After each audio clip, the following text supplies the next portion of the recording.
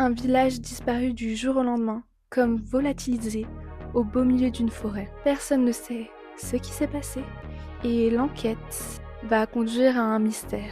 Aujourd'hui, on se retrouve pour un nouvel épisode de Rien que la vérité et nous allons plonger dans une histoire à la fois mystérieuse et pour le moins fascinante.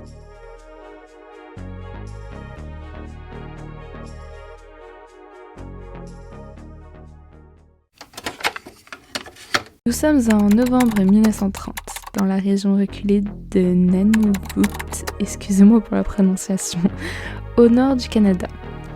Le froid est mordant, les paysages sont blancs, comme neige, et seuls quelques villages inuits parsèment cette immensité glaciaire. L'un d'eux s'appelle Anjikuni. Il se trouve près d'un lac du même nom, à plus de 1500 km d'Ottawa. Ce petit hameau est connu des trappeurs et des chasseurs qui, de temps en temps, s'y arrêtent pour se réchauffer, échanger ou bien dormir la nuit. Parmi eux, un homme du nom de Joe Labelle, trappeur expérimenté. Il connaît bien la région et il a l'habitude de visiter Anjikuni. Mais ce qu'il découvre en novembre 1930 va le hanter pour le reste de sa vie. Il connaît le chemin par cœur, il est fatigué, ses pieds sont gelés et tout son corps est frigorifié par le froid glacial. De par ce fait, il a très hâte d'arriver à Anjikuni et s'attend à être accueilli à bras ouverts par les aboiements des chiens, les cris des enfants et la chaleur d'un feu de bois. Mais à son arrivée, rien. Silence total. Il ne voit personne, pas un bruit, pas une lumière. Il pense d'abord que les habitants sont à la chasse. Mais très vite, il comprend que quelque chose ne va pas. Il entre dans une première maison. Le feu est éteint, mais il y a encore des casseroles sur le feu. La nourriture est à moitié cuite, des vêtements, des fusils, des objets, tout est là. Mais personne ne semble s'y trouver. Même chose dans les autres cabanes. Joe Labelle visite toutes les cabanes, toutes les habitations. Mais il ne trouve rien. Aucun corps, aucune trace, aucune goutte de sang. Les chiens de traîneau, eux, sont morts, attachés, affamés, abandonnés. Joe est terrifié. Il quitte Anjikuni en hâte de se rendre au bureau télégraphique le plus proche pour prévenir la gendarmerie royale du Canada. L'enquête. Lorsque la police arrive quelques jours plus tard, la scène n'a pas changé. Il n'y a toujours pas de traces de lutte, pas d'empreintes suspectes, pas de traces de pas fuyant vers le village. Les affaires sont là. Les armes aussi. Les sépultures du cimetière ont été ouvertes comme si quelqu'un avait exhumé les morts. Certains tombeaux sont vides. Un rapport est rédigé, mais très vite, l'enquête est enterrée. Et pour cause, les autorités commencent à nier l'existence même de l'affaire. Une affaire qui dérange. À partir des années 1950, l'histoire d'Anjikuni est mentionnée dans certains ouvrages, mais avec des versions différentes. Certains disent que le village n'a jamais existé, d'autres affirment que Joe Labelle a tout inventé.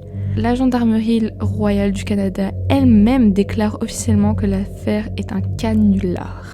Mais des documents d'époque montrent que le télégramme de Joe Labelle existe bel et bien. Des articles de journaux locaux mentionnent l'histoire, alors pourquoi vouloir la faire disparaître ? Certains pensent que les autorités ont voulu éviter la panique, d'autres parlent de quelque chose de bien plus sombre. Les théories. Alors là, avant de commencer cette partie, je tiens vraiment à dire que c'est des théories, ok ? Pas de théories du complot, vraiment juste des théories que des gens ont données comme, sur plein d'autres faits divers comme ça. Donc voilà, je ne tiens pas à mettre une théorie plus en avant qu'une autre. C'était juste un petit disclaimer avant de commencer cette partie parce que je sais qu'elle peut faire un petit peu polémique. Depuis presque un siècle, de nombreuses hypothèses ont été avancées. La théorie naturelle. La théorie naturelle. Les habitants auraient fui un danger imminent, une tempête, une maladie, une famine. Mais alors pourquoi ne pas emporter leurs fusils, leurs vêtements, leurs provisions? Et pourquoi ne pas avoir libéré leurs chiens? Cela ne tient pas trop la route. Théorie criminelle. Une attaque extérieure, mais il n'y a aucune trace de violence. Aucun vol. On ne trouve même pas les traces des corps. Ce que l'on a retrouvé, ce sont juste les chiens. Donc, est-ce que c'est vraiment criminel? On ne le saura probablement jamais. Théorie paranormale. Certains croient à une abduction massive extraterrestre, portail dimensionnel ou autre chose. On cite souvent un phénomène lumineux, étrange vu dans le ciel au même moment, rapporté par un trappeur de passage. Théorie psychologique ou hallucinatoire.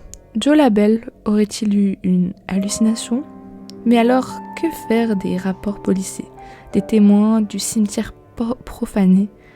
Toutes ces théories sont plausibles, mais il y a toujours un élément qui vient les contredire. Donc vraiment, moi personnellement, je ne sais pas quoi penser de cette histoire. C'est vraiment une histoire vraiment sordide. L'héritage du mystère. Aujourd'hui encore, Anjoukuni est un mystère. Un village disparu sans laisser de traces. Des habitants effacés de l'histoire.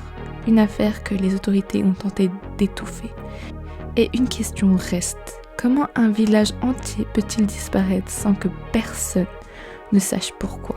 Conclusion. Tu marches dans la neige seul, le vent te fouette le visage. Tu arrives à l'endroit où se trouvait ce village. Mais rien, juste le silence et le froid. Mais parfois au cœur de la nuit, certains disent entendre des voix, des rires d'enfants, des pas dans la neige et des murmures venus du fond du lac.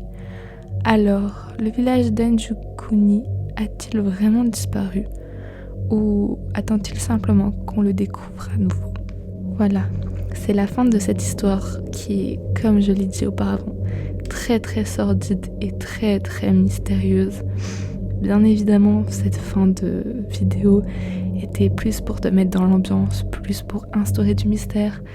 Mais on ne sait pas il a vraiment disparu, on ne sait pas ce qui s'est passé pour de vrai. On sait juste que tout le monde a disparu à part les chiens. Donc voilà, cette fin de vidéo était vraiment juste pour te mettre dans l'ambiance, mais elle ne cherche pas à instaurer telle ou telle théorie. N'hésite pas à me donner toi tes théories dans les commentaires, ça pourrait être sympa de voir un petit peu ce que vous en pensez. Est-ce que c'est une histoire que vous connaissez? Est-ce que vous la découvrez grâce à ma vidéo? Ou bien voilà, qu'est-ce que vous en pensez de cette histoire super mystérieuse? Moi personnellement, je sais pas quoi en penser parce que toutes les théories dites auparavant, elles sont plausibles, mais il y a toujours un petit élément qui fait que c'est pas possible. Je sais pas ce qui s'est passé, je peux pas savoir, à part si vraiment... Mais il n'y a même pas de goutte de sang, parce que même si ça serait un truc criminel qu'ils l'auraient jeté dans le lac, peut-être qu'ils n'ont pas fait... Voilà. Mais il y aurait quand même des gouttes de sang, à part... Enfin, dans la neige, il y aurait des pas... Enfin, c'est vraiment hyper mystérieux comme affaire.